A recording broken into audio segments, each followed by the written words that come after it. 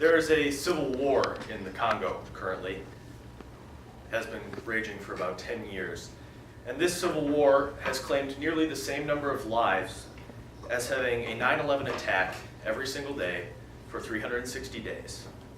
The genocide that struck Rwanda in 1994, the ethnic cleansing that overwhelmed Bosnia in the mid-1990s, the Great Tsunami that overwhelmed Asia in 2004, and the number of people killed in Hiroshima and Nagasaki at the conclusion of World War II, all combined and then doubled.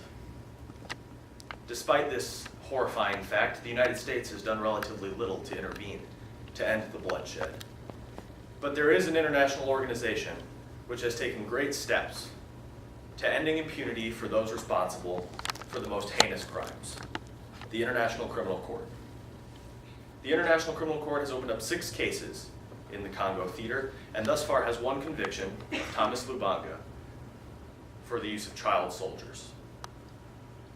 According to its website, the International Criminal Court, governed by the Rome Statute, is the first permanent, treaty-based and international criminal court established to help end impunity for the perpetrators of the most serious crimes of concern to the international community.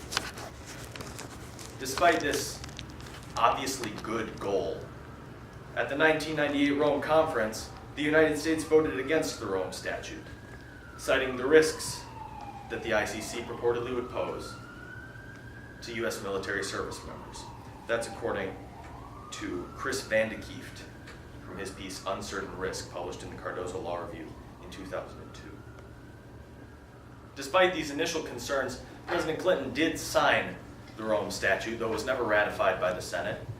And then in 2002, President Bush symbolically unsigned the Rome Statute as a sign of protest. Following this, less than 5 years following the Rome Statute, the U.S. launched an unprecedented campaign to secure bilateral immunity agreements. That's according to Samantha Atari of Brooklyn Law School in her piece, A Foundation of Granite or Sand, published in 2004 in the Brooklyn Journal of International Law. So not only did the United States take an apathetic course towards the court, rather we sought to directly undermine its goals by saying to a variety of other countries, ultimately more than 40, you don't do anything to us regarding the court, you don't open investigations, we won't do anything to you. We sought to cut the legs out from under the court. Some had hoped that when President Obama took office, we would take a friendlier course towards the court. However, President Obama continues to keep a careful distance from the court, a policy all but indistinguishable from his predecessor, according to Michael Hirsch, who is the chief correspondent of the National Journal, in a piece he wrote in 2011. The U.S. historically, and still today, has pursued a unidirectional model towards human rights preservation. We always seek to go it alone. This allows us to point the finger around the world and say, no, you can't do that. But to allow ourselves to get away with torture and drone strikes. The ICC presents a totally different model, a collective model, that says, let's do it together. We're all responsible. Let's solve the problems together. Now, according to Jamie Merrifield, who is a professor of political science at the University of Washington, in his piece, Who Shall Be Judge, both of these models have problems. Neither one's perfect. But the unidirectional model has unsolvable problems. The collective model, on the other hand, is just experimental. It has problems, but they're because it's never been tried before. And in fact, the International Criminal Court and the Rome Statute solve many of these problems. And for this reason, he feels it's worthy of our support. Our fears about the court have largely been about the blame and culpability that our public officials and our military service members would incur under the court. We don't like the idea of our Americans sitting in front of international tribunals. But in fact, the authority of the International Criminal Court is triggered when a state is unable or unwilling to fulfill its duties to the international community regarding universal crimes. So if Donald Rumsfeld were to be accused of torture by the International Criminal Court, for example, assuming that the United States was willing to put him on trial, in good faith, regardless of the outcome, he would never sit in front of an international tribunal. This really solves what has been our greatest fear.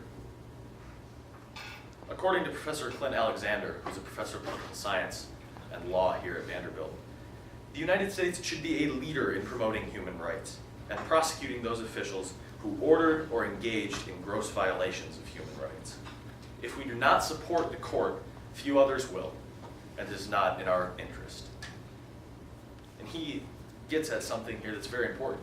The United States can confer a degree of legitimacy on any international organization that no other country can do.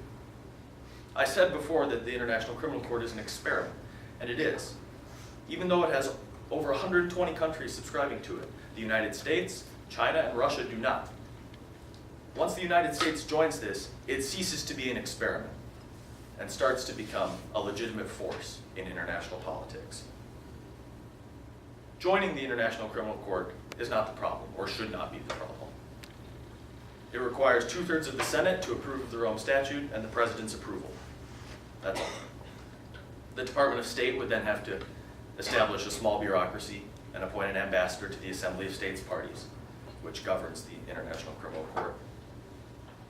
Of course, money is always a concern, but the ICC is funded by the same methods used by the UN, which we obviously are already a member of.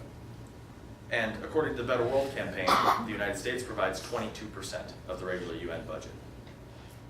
When we factor in the ICC's annual budget, at least in 2012, of about $153 million, and assess that at 25%, the US contribution would be about $38 million, $40 million perhaps this year to account for continuing growth. That's a lot of money.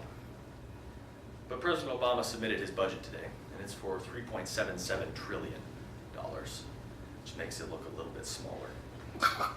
And what makes it look even smaller is when we add up the horrifying laundry list that I read at the beginning of this speech.